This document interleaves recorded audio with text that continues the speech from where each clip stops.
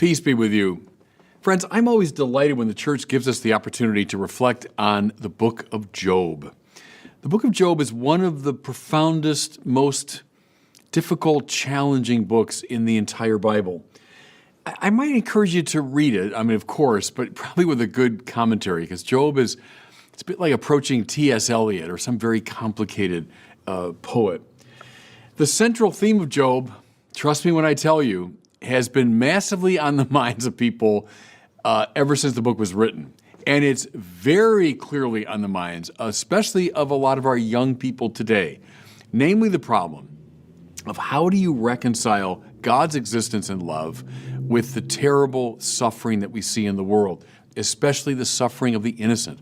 There's no better Old Testament wrestling with that problem than the book of Job, which is why I think anyone interested in apologetics or trying to explain the faith could really benefit from a serious consideration of this book. Now, I know you know the basic story well. Job is presented as this entirely righteous man, good man, upright man that walks with the Lord, and he enjoys the blessings of his, moral excellence and so on. He has a family and he has wealth and he has position in society, all these good things. And then there's kind of a conversation between God and Satan says, well, sure, Job is your friend because you've given him every blessing. But if I took away all these blessings, he'd curse you. So God sort of accepts the challenge, and he allows Satan to strip Job of all these benefits. And so in one terrible fell swoop, Job loses everything. He loses his family, his loved ones. He loses all of his possessions. He loses his health. Everything's stripped away. But Job does not curse God. But he falls into a kind of a depression. And 3 friends come to visit Job. And beautiful thing, anyone involved in pastoral ministry, this is a good lesson. They sit for 3 days, or 7 days rather, in silence. And that's a beautiful gesture when someone's in great pain. Words probably aren't the best remedy. They sit with him in silence. Then, unfortunately, they begin to speak. And so again, pastoral ministers take note what not to say to someone who's suffering. Their speeches are variations on the theme of, well, Job, you must have done something to bring all this evil upon yourself. I know you look like you're righteous, but you must have done something wrong because God is punishing you. And they go on and on for several chapters.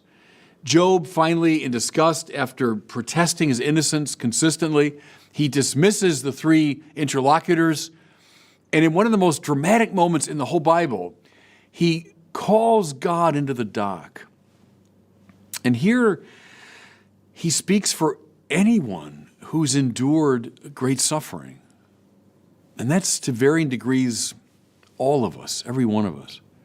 Especially those who know that they haven't done some terrible thing to merit this suffering, and yet it's been visited upon them.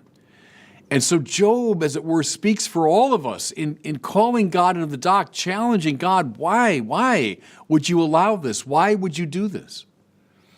In my years of pastoral ministry, you face this issue all the time. Because people will come often to religious leaders when they're suffering, when they're in pain. And Job is the one who speaks for all of us. Well, I'll tell you, if you want to read the key passages, it begins chapter 38 of Job, covering 38, 39, 40, and 41, 4 chapters of a lengthy speech of God. By far the longest speech of God anywhere in the Bible, which is interesting, isn't it? That when God speaks the clearest and the longest in the Bible, it's on this particular issue. Listen now how Job 38 begins. Then the Lord answered Job out of the whirlwind. Don't pass over the whirlwind. Right? Think of a desert storm, a sandstorm, which obscures vision.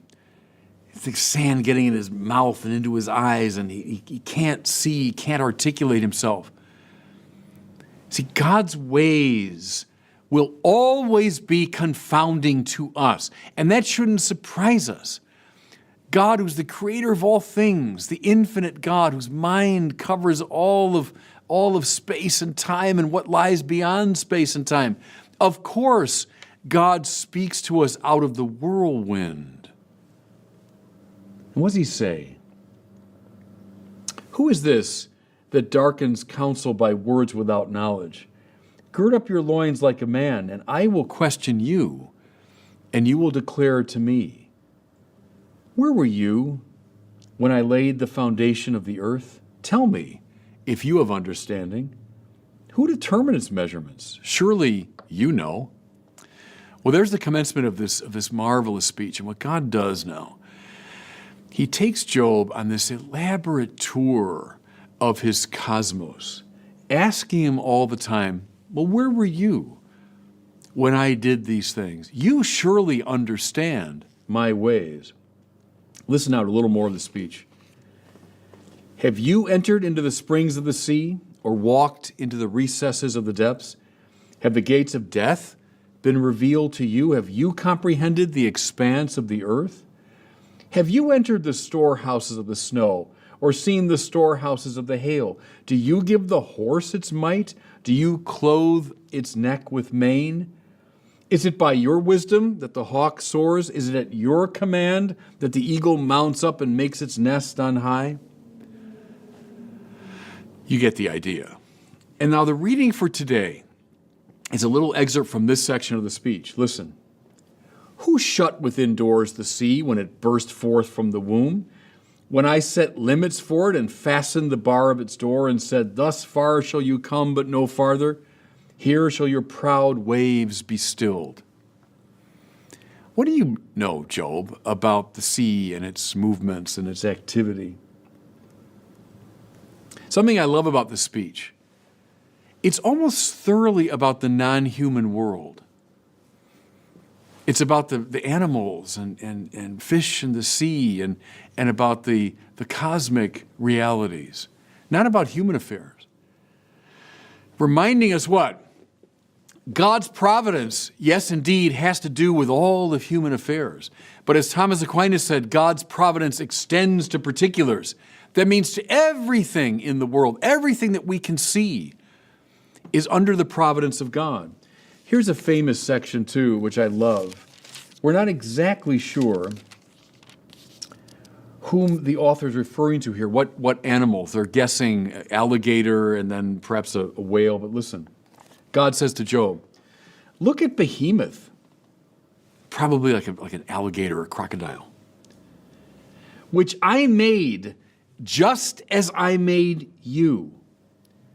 Its strength is in its loins, its power in the muscles of its belly. It makes its tail stiff like a cedar. The sinews of its thighs are knit together. Its bones are tubes of bronze. Its limbs like bars of iron.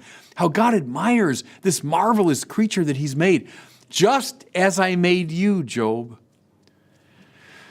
My creative providence has to do with everything that you can see in the fullness of the cosmos, everything in space and time. He draws attention to Leviathan, probably a whale, and again sings its praises. Do you know, Job, all about these animals? These mighty, beautiful, powerful creatures. You probably never even think about them, but they too are under my providence. Now, what's the point here, everybody? The point is that we don't have in this speech an answer to Job, meaning, hey, look, Job, here's why you're suffering. Let me lay it out to you. Rather, we have a placing of Job's suffering within an infinitely greater context. The context of a providence that, as I say, stretches across all of space and time, but let's press it, stretches beyond space and time to a world that we cannot even see. God is concerned with every bit of it. Does your suffering, Job, make sense in a way that only God can see within the context of this infinitely complex providence? Think about something. Let's maybe take it away from the most extreme examples of suffering, because that's where we usually go in this. But think of something like this. Oh, there's that job that I wanted with all my heart.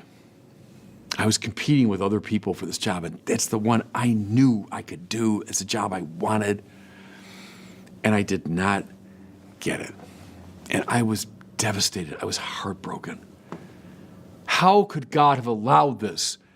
I was prepared for it. It made perfect sense. Everyone thought I was great for that job, and I didn't get it.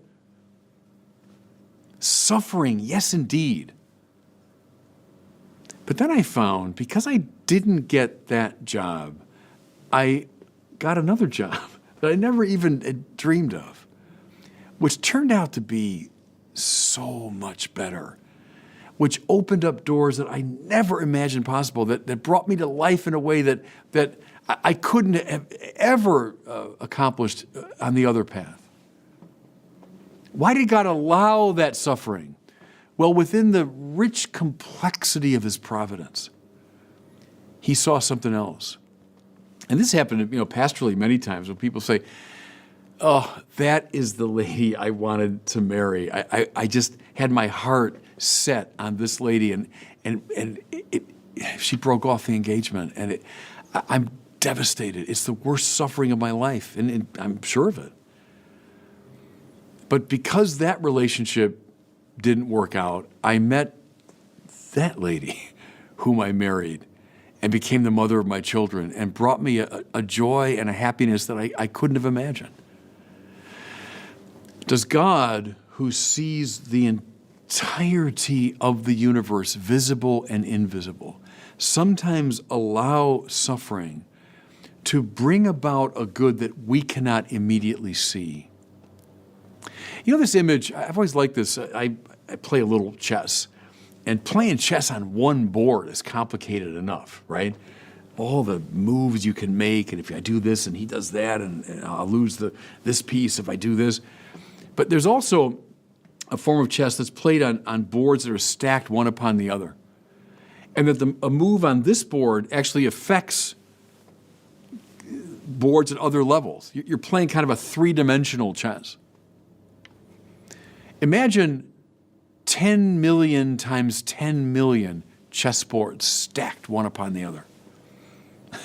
All of space and all of time. All that God is concerned with, even what goes beyond space and time.